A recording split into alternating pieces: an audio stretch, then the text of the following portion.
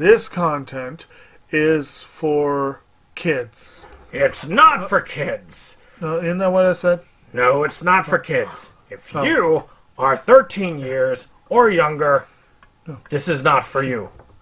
Do I have to kill somebody in order to actually make that point across? No, man, you don't have to kill Wait no a one. second. No.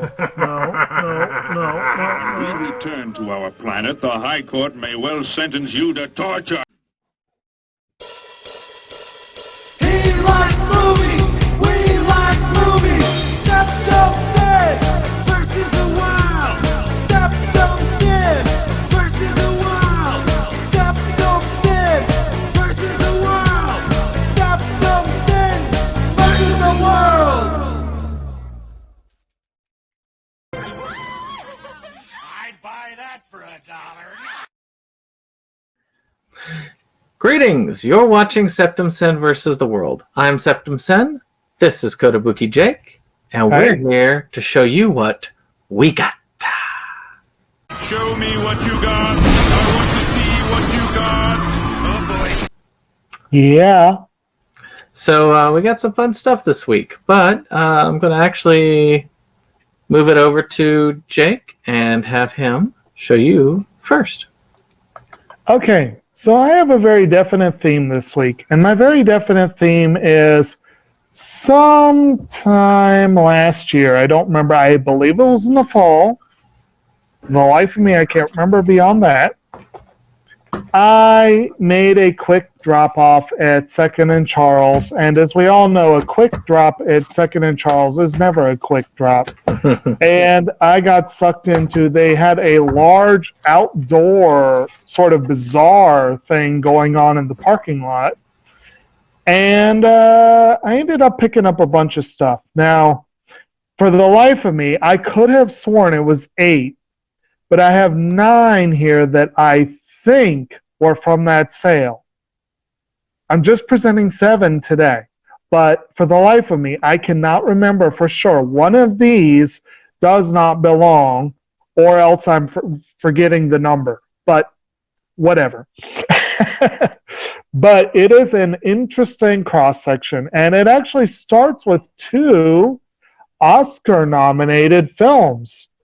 And the first, of course, is one of the most quality, highest rated, highest ranked, absolute, unassailable Oscar nominees in Oscar history.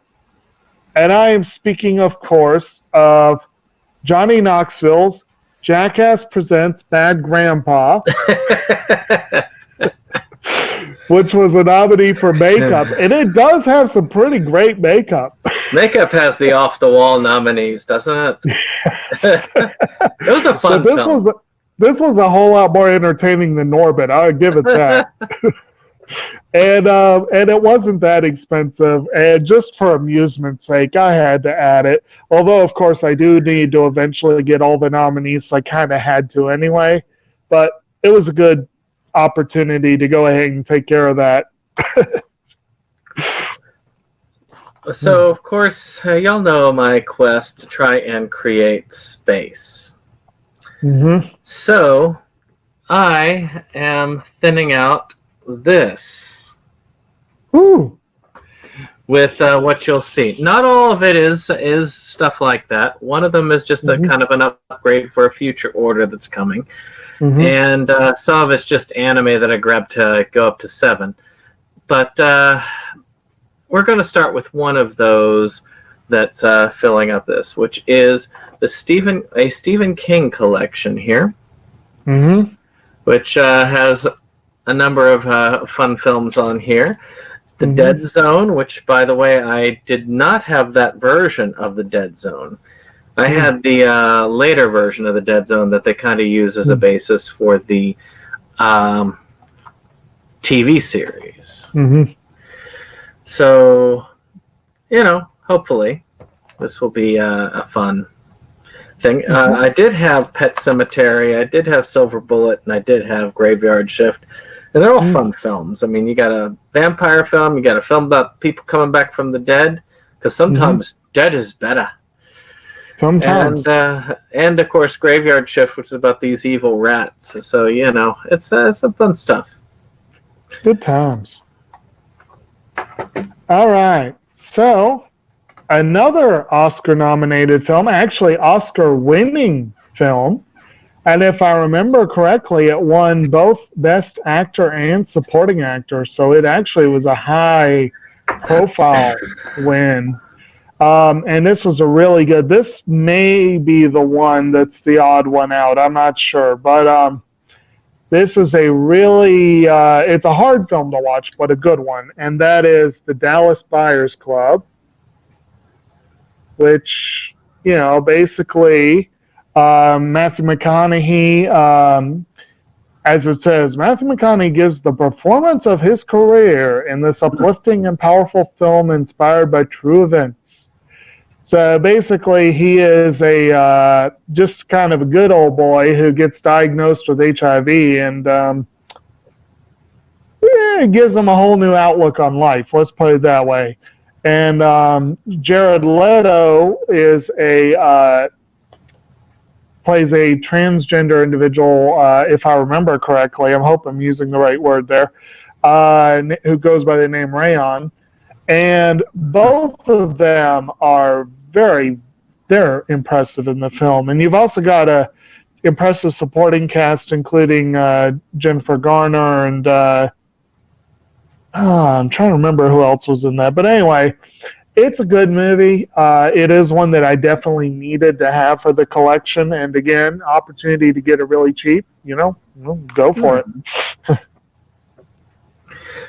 So, speaking of getting things really cheap, Funimation did a sale on Right Stuff a while back, and sometimes you just want to get a limited edition, even if it is something that you really have no interest in.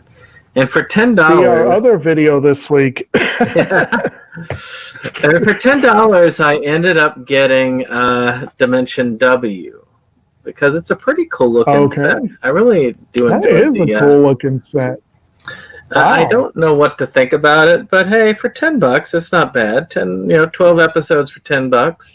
It's it's sort of like this future-based series, which looks pretty much that way. It's curious. I'm curious. Curiouser and curiouser. Right. Now, of course, let's see. Now, of course, this one may have been, for better or for worse, the movie that got Jared Leto the gig as Joker. It may have been. It certainly helped him get that gig. Mostly for worse. Leto's a phenomenal actor, but he took that role in places it wasn't supposed to go. Another film that has a Joker connection, because it is by the dude who directed Joker. And this is a minor space saver for me, but I have it on DVD, and now I will have it on Blu-ray. The Hangover, unrated version. This was a fun movie. I do have a space saver for that. Classy movie. I have all three on one thing. Right. I feel like I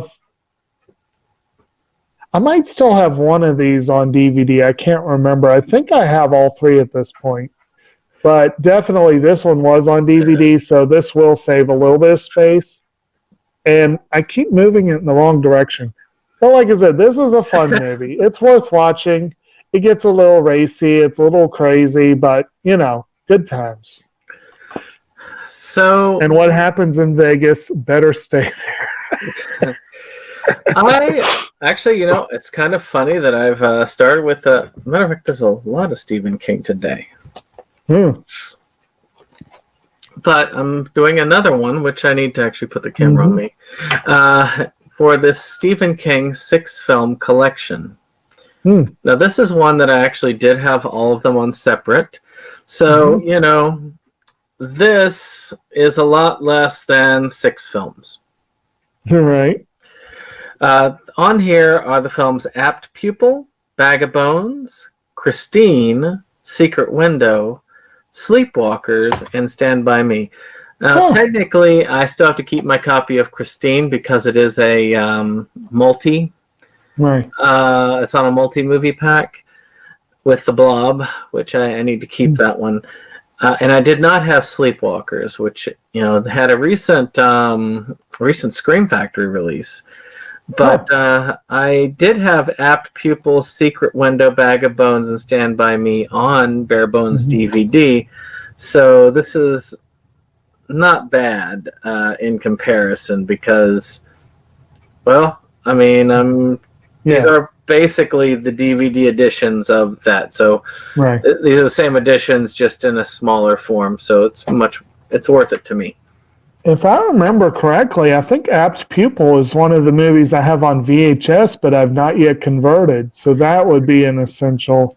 It is an excellent Stand By Me. Yeah, it is. Even though there's some unfortunate associations now. Star Brad Renfro died way too young, and of course Bryan Singer directed it. So yeah, but it was fun seeing David Schwimmer in a very unfriends role, and Ian McKellen is phenomenal in that film. So this is a film that probably will not be accused of being phenomenal acting, although a lot of these people are very much in their element.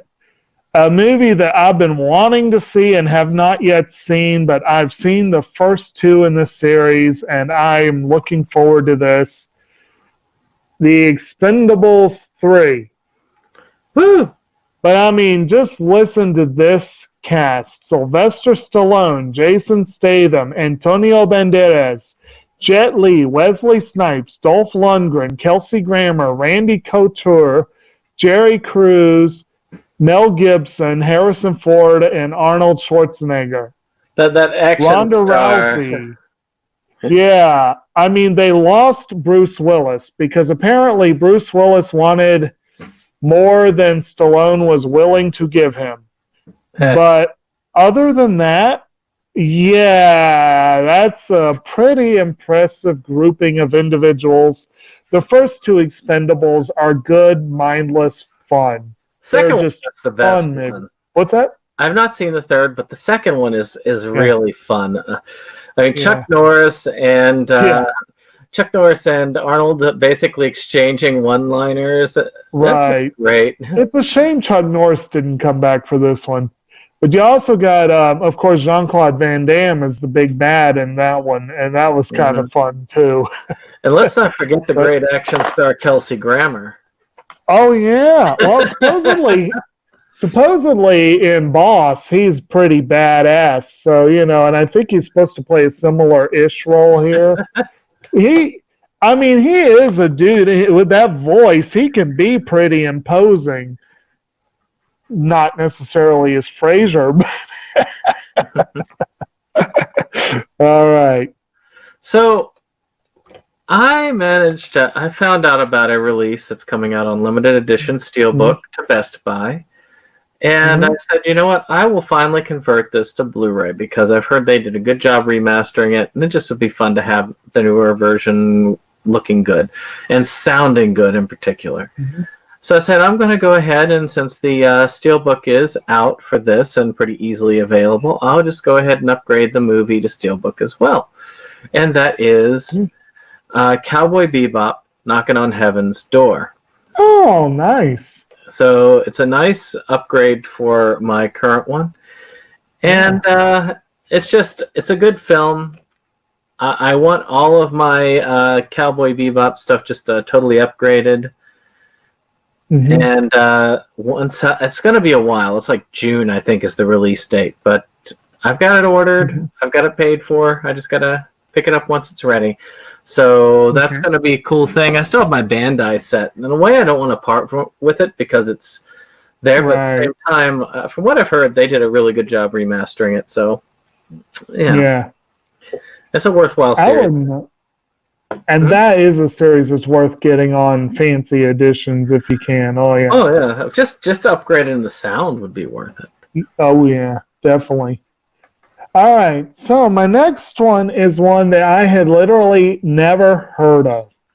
And then I saw it and I was like, well, that looks fun.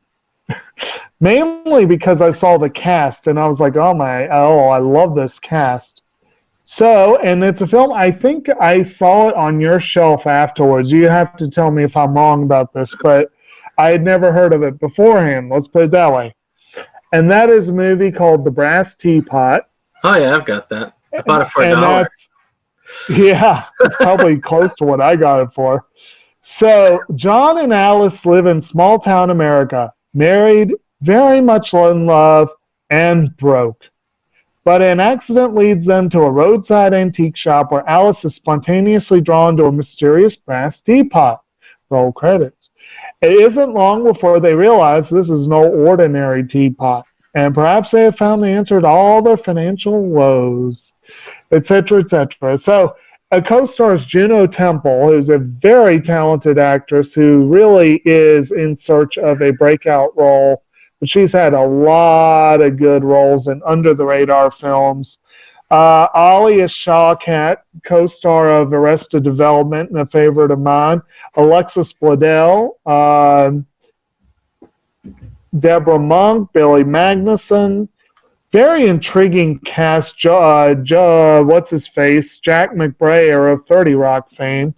Very intriguing cast there. It looks fun. It's probably not a true classic, but it looks fun. For $1, you know? Yeah. Well, speaking of something I got relatively cheaply, I did a little bit of upgrading and thinning at the same time.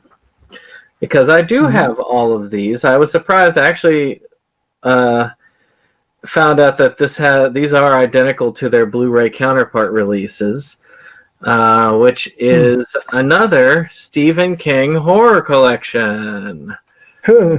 This one has, of course, the old version of It, the Kubrick Shining, Salem's Lot, the original. That's the only one that I actually had on Blu-ray already. And Cat's Eye, which I did not have, or at least I did not have on a single. So it's kind of cool to be able to have all those on Blu-ray just sitting there for me to watch. So the original Salem's Lot I do need to see again. I've read it, and I've seen the remake that they did, the TV movie, but I have never seen the original.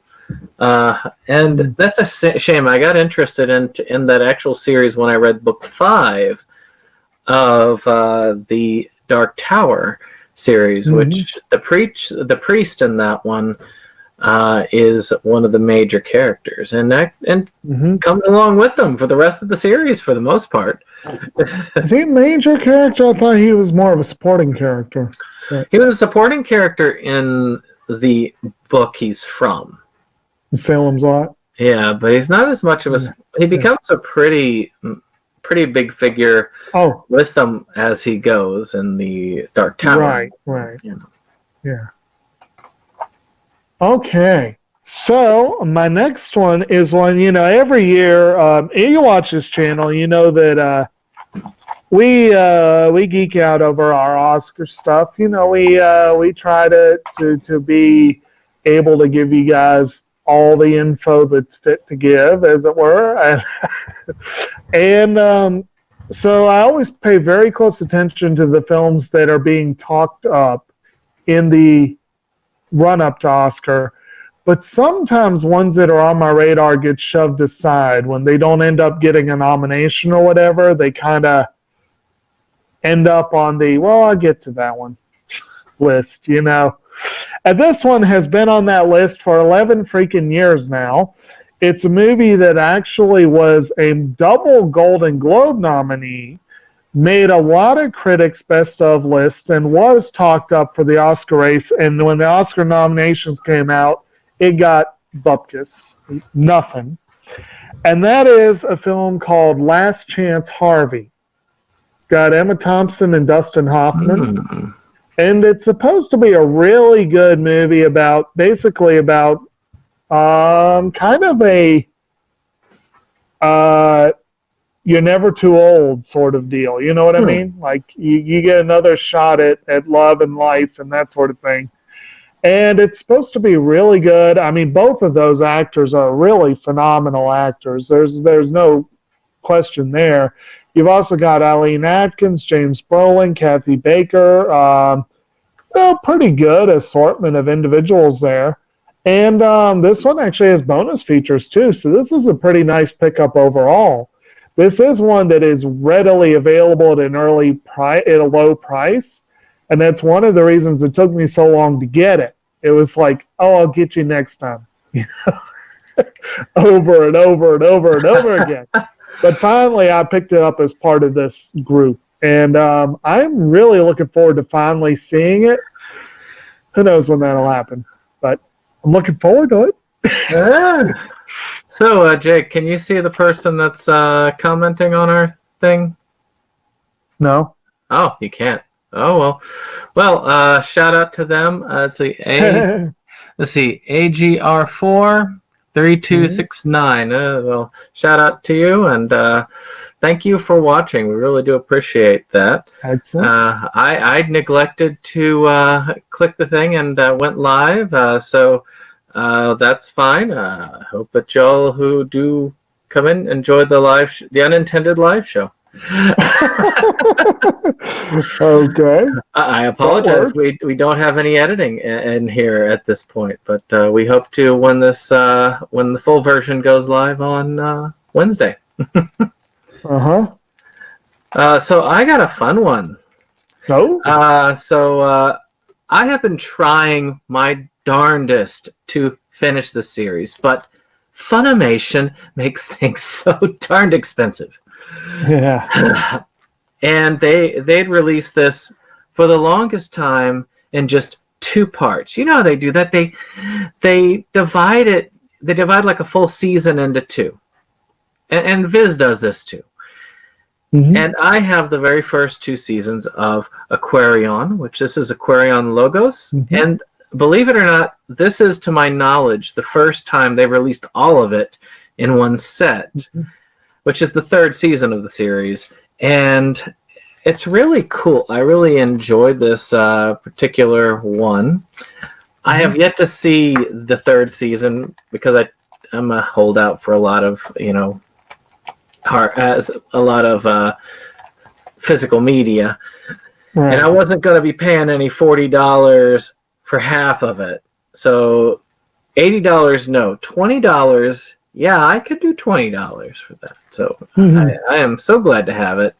I'm really psyched to get it. So it just came out not long ago. So I'm just like, yeah. So actually, I'll tell you what, Jake, we got a question in there. Why not answer it for? Okay. What is your favorite anime show of all time? I know we answered this in a video once, but go ahead and if you can remember it. My favorite anime show of all time? Yes. Mizanikoku. I knew that, but they didn't know that. They asked the question. So Yes, they did not know we that. did do a video on this, and it's worth checking out if you have some time to kill. But yes, I A lot of absolutely time to love kill. Maison. Yeah, true. A whole lot. Mine is, gosh, what did I pick? I think it was it Honey and Clover? No, I was surprised that you didn't pick Honey and Clover. I remember that. I mean, Maison Ikoku is definitely like my second. I know I picked that second. What was your favorite? What was my favorite?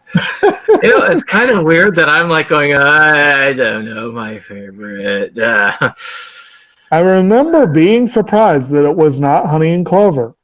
Yeah, me too. Now it is. I have to double check because it was a series I really liked, but it is, I don't know, it's just... You get that thing where it's there, but it's hiding in the back. But definitely Honey and Clover and Maison Ikoku are just like right up there. And you didn't have Kino's Journey at your number 1, right? I think that was. Oh like no, 4 or 5. that was in my top 10. But yeah. Yeah. Yasha is also a good series. That's their favorite there, and I agree. That's a fun series. I actually got mine condensed. I used to have all the single volumes. You know that. That took up like half a shelf. I had all the Yes, all the it did. single volumes of that. Ended up giving that as a Christmas present to somebody when I got all the seasons on the kind of condensed amount. I thought I condensed the movies and I got a tripwire because I had those pretty shiny ones. Yeah. And I got the Blu-ray 4-pack. And then when I went to put them on eBay, I realized, wait a minute, Volume 4 comes with a soundtrack CD. I can't get rid of that. Oh, it has an excellent soundtrack. I own the soundtracks to that series. It's a good series of soundtracks. Cool. Go ahead. So my last one is one that I'm almost certain is a conversion. I'm almost certain I have this on DVD. I think the first time I found it, I was like, oh, I gotta see this. It looks so good and crazy, and I love it. And as a little bit of trivia, if speaking of favorites, for a long time, my favorite movie was Maverick. I know that's kind of a random choice, but I absolutely adore Maverick. It's one of my favorites. And there are two people who met on that movie who could not be more different if you look at their Hollywood reputations. And yet, they not only became close friends, they are still apparently close friends. And when one of them decided to direct a movie about a crazy person, she knew just who to call. And I'm talking, of course, about Jodie Foster's The Beaver. Oh, I love that movie. Which co-stars Mel Gibson. And Walter, once a successful and happy family man, has hit rock bottom. But in his darkest hour, he finds a rather unusual savior, a beaver hand puppet that takes over Walter's life in an attempt to change things for the better. You gotta love that description. Oh, it's a great film. And it co-stars Jodie Foster, is directed by Foster, and is directed by, co-stars a pre-fame Jennifer Lawrence. Ooh. So, that is a hell of a cast there. And even though Mel Gibson is... some of his views have made him less popular than he used to be. And he has done some stuff he shouldn't be proud of. He is still a talented actor and a hell of a director. And like I said, him and Foster remain close friends despite the fact you'd think they'd hate each other. And this is definitely an intriguing movie. It's well worth looking at. I loved it when I saw it. And like I said, I think I had it on DVD, but I could not pass up a chance to trim it down and get a little bit trimmed down. But it was fun, and it was during his dark time. Shoot. I'm sorry. Turn off. I'm sorry. What did you do? What did you do? Destroy my I hope stream. that was not too bad. Yeah, that was my brother. He'll be annoyed. All right. Well, of course, comment on that is my all-time favorite is The Mask starring Jim Carrey. That's a fun one. Actually, that's the same year as Maverick, I think. Yeah, a lot of good energy in that film. Jim Carrey has a lot of fun energy, manic energy with him. Mm-hmm. But he's proven he can do a lot of good roles, though he kind of fell by the wayside for a while. Right.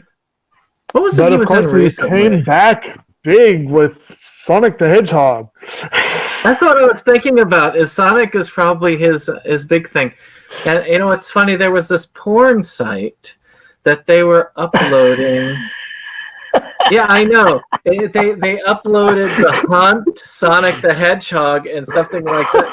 And I guess what better place to hide illegal uploads than a porn site? And what better way to ensure viruses when you download it? Oh my! Well, it was streaming, so Okay. But yeah, Jim Carrey is a fun actor. I have to see him in Sonic because people are saying that he actually kind of made that movie. I need to see that. eventually. I just don't want to pay for it. Yeah. So, I mean, I'll wait till Okay. it comes out on streaming. I will see it, and then I will go. Right. But I guess Rebel Gaming Club is in here with us as well. Oh. Shout out to them. Awesome fellows. If you have not subscribed, you should check it out. When this video goes up on the regular from our accidental live stream, we will actually have a link to their channel below. They actually crafted our opening scene, which is awesome. Our opening our opening song is just great. As all. And actually, Dan, if you've been here since the beginning, I mentioned I have a VHS copy of That Pupil. If you need it, let me know. Excellent film. Yeah. So my last one is going to be a huge space saver. And that is 20 movie horror collection. Oh, wow. Yeah. That's a thin pack, too. That is. So listen to what's on here. Now, you probably won't be too happy with this, Jake. But we've got Hostel Part 2, already on your radars, like your favorite films, right? Anatomy 2, also films you probably wouldn't like that much. But to me, they were actually, I like them because they did have a lot more intrigue than Hostel. Hostel was just like torture porn.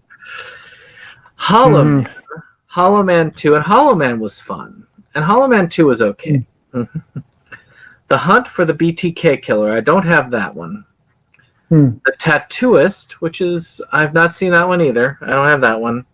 Anaconda, which has not aged very well. But it's still a very fun movie. And That didn't age well when it came out. 3 of them from a set that actually that we had for one of our Inside Movies Galore, which is Blackwater, Redwater, and She Creature. And we did She Creature on that show, which was kind of cool. That was fun. Let's see, The Breed, which I don't have The Breed. The Cave. The Cave was really good, but I always confuse it with The Descent. I don't know why. That was a random ass collection. Yeah, I know. The Forsaken, Vampires, The Turning, Bats, Human Harvest, Fatal Contact, Bird Flu in America. Sounds like a documentary. Maybe it is a documentary. I don't know. And let's see here. Caw. That sounds like a winner right there. Caw. Maybe it's right up there with Birdemic. I've always wanted to get Birdemic 1 and 2, just because they're so bad. I just want them in my collection. and a film called Nightwing, which I have a feeling is not related to the Batman character. So I'm going to put us both on here as we get ready to wrap up. Let's see here. Asked about the next TV stroll, which is not that far down the line. I just did a Criterion stroll, which is up, and I'm doing these in kind of cycles weekly as I can. My energy level's kind of because they're working me extra hard these past couple of weeks. And but I still have let's see. Next week is Anime Stroll Part 3. Then Movie Stroll Part 3, then TV Stroll Part 3. So that's going to be kind of cool. Actually, no, wait, no. TV should be your next one. TV is my next one. So next week will be my 3rd TV Stroll. I just skipped right over it. So next week, if you want it, that's going to come. Well, thank you for coming and watching us today on this impromptu live show. But of course, we are at the end of our stream today. Hopefully it all comes in, and I'm going to be able to download this, do some editing magic, and make this a little bit more viable than what we've got going on. But any case, I hope you all have enjoyed. Hit that like button, subscribe, and share, because sharing is caring. So we'll see you, I guess, on the next one. You'll have a great one. Bye.